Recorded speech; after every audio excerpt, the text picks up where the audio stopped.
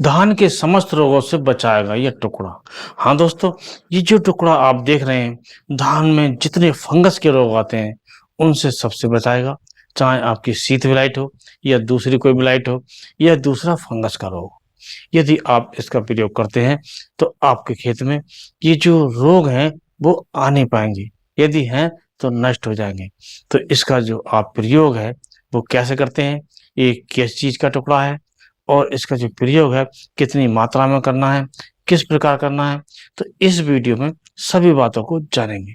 आप शुरू से अंत तक इस वीडियो को देखते रहिए और लगातार वीडियो पर बने रहिए। तो ये आप टुकड़ा देख रहे हैं, ये जो टुकड़ा है ये है फिटकरी का टुकड़ा।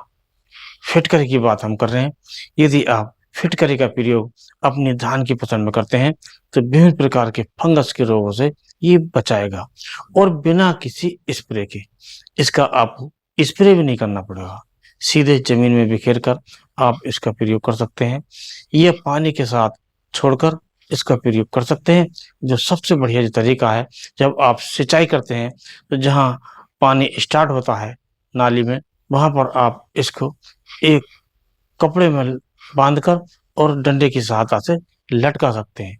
यदि आप ऐसा करते हैं तो ये धीरे धीरे पूरे खेत में घुलकर पहुंच जाता है और विभिन्न प्रकार के फंगस से हमारे धान को बचाता है और आपका जो धान है विभिन्न तरह के रोगों से बचा रहता है, सुरक्षित रहता है, कुल मिलाकर ज्यादा उत्पादन देता है। हाँ दोस्तों, जब विभिन्न प्रकार के जो लगेंगे नहीं रोग तो हमारा जो धान है वो ज्यादा पैदावार देगा। इसके साथ साथ जो इसकी क्वालिटी होगी वो भी शानदार होगी। अब दोस्तों, इसकी मात्रा बता देते हैं। तो इसकी जो आपको मात्रा प्रयोग करनी है वो करनी है 2 किलोग्राम प्रति एकड़ के हिसाब से। और 2 किलोग्राम का टुकड़ा आपको कपड़े में बांधकर लटका देना है जहां पानी गिरता है और धीरे धीरे जो घुलकर पहुंचता रहेगा और पूरे खेत में एक समान फैल जाएगा और ये विभिन्न रोगों से हमारे खेत को बचाएगा। तो इस प्रकार आप इसका प्रयोग कर लेते हैं। लेकिन दोस्तों, अभी प्रयोग करने से पहले सावधानी जान लेते हैं।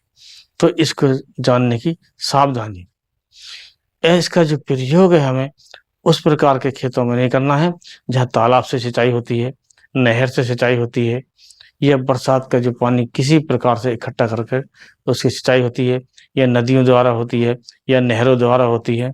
क्योंकि जो वो बरसात का पानी होता है उसका जो पीएच मान कम होता है, अर्थात वो अम्लीय होता है।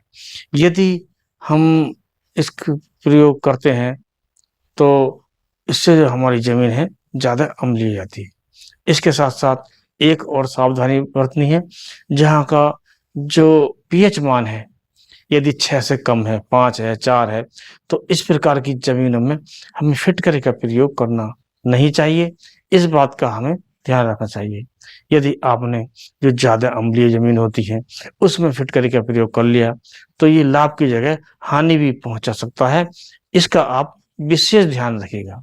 जब विशेष ध्यान रखेंगे, सही प्रकार से प्रयोग करेंगे तो आपको ये काफी लाभ पहुंचाएगा और इसका जो तरीका है वो भी आसान है और फिटकरी का जो रेट है वो भी कम होता है। ये करीब 30 रुपए के आसपास ये मिल जाती है। तो 60 रुपए प्रति एकड़ के हिसाब से आपका ये करीब खर्च आता है। तो आप इसका जो प्रयोग है आप कर सकते हैं, और लेकिन सावधानी से करना है। यदि दोस्तों वीडियो पसंद आया हो तो वीडियो को लाइक कीजिए, दोस्तों में शेयर कीजिए और चैनल को सब्सक्राइब करके अवश्य जाइएगा। तो आज की वीडियो बस इतना है और अगले वीडियो में नए टॉपिक के साथ फिर मिलते हैं। तब तक के लिए नमस्कार।